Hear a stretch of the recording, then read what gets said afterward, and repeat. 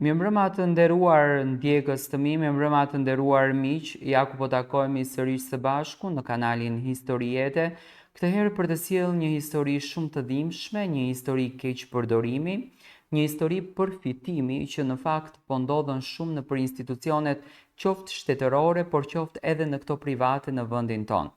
Ndonjëherë themi që dashuria nuk njeh mosh, dashuria nuk ka kufi, dashuria nuk njeh pasion, por në fund të ditës dashuria ka dhe njeh gjithçka.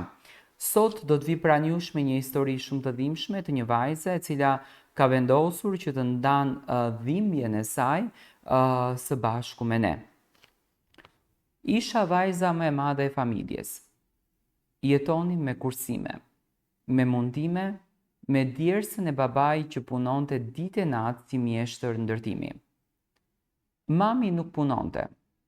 Ne fëmijët ishim në shkollë dhe çdo gjë varej prej tij.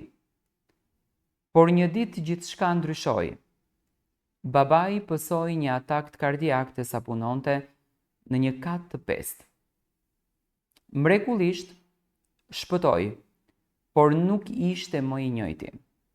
Kishte frikë, nuk mund të punonte më si më parë.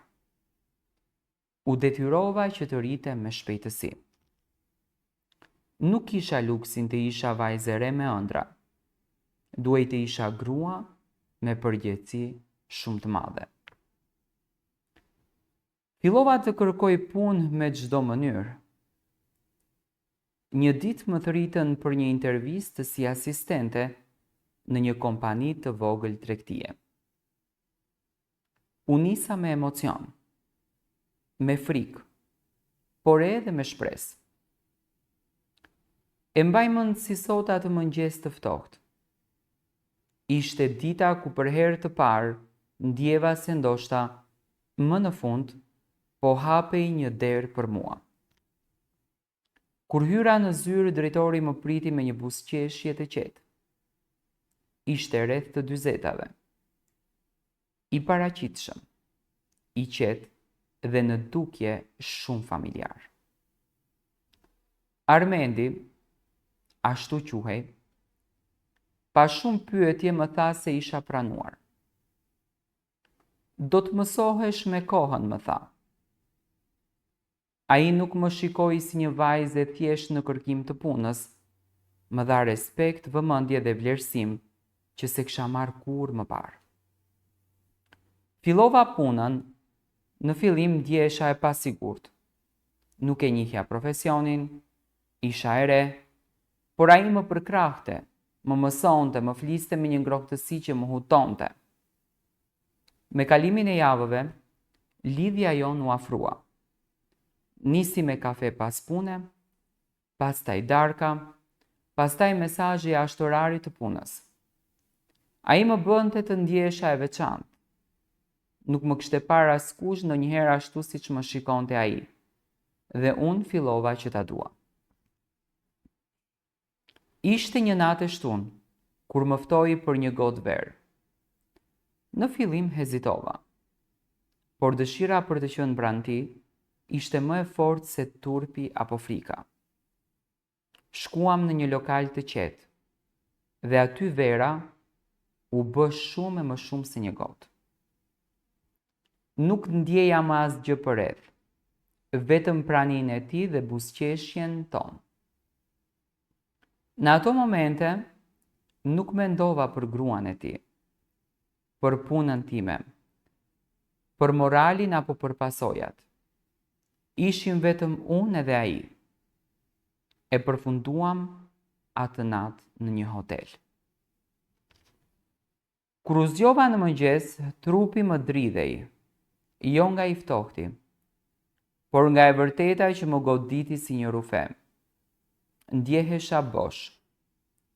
Ai ishte ende në krahun tim, por brenda meje diçka ishte thyer. E ndjeja që nuk do të ishte më një marrëdhënie pa pasoja. Megjithatë, kisha ndjenja për të dhe vazhdova t'i qëndroja afër. Derisa një ditë më vonoi cikli mujor.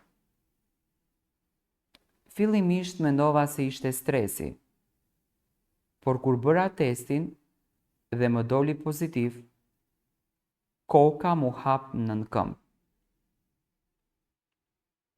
Kur ja tregova Armendit, u zverdh. Nuk foli gjatë. Më tha vetëm nuk mund ta mbaj këtë gjë të fshehtë.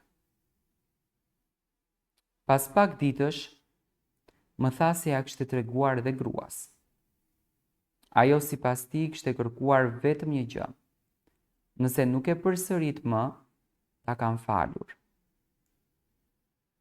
Ai zgjodhi gruan, zgjodhi rehatin, zgjodhi jetën që kishte, dhe jo jetën që kishte krijuar me mua. Më la të vetme. Aty e kuptova se isha thjesht një epizod në jetën e tij. Për mua ishte gjithçka, për të isha një gabim i shishëm. Turpi më mbuloi. Gojet e njerëzve më goditën si një gur. As në shtëpi nuk munda ta them të vërtetën. I thash mamas që po shkoja për punë në Greqi, por në të vërtetë ika për të fshehur barën time të madhe. Fjalë për fjalë dhe shpirtërisht. Halla më priti. Është e vetmja që deri më sot e dinte të vërtetën. Më mbështeti pa gjykuar. Tani jam në muajin e 9. Çdo natë rizgjuar dhe pyes veten.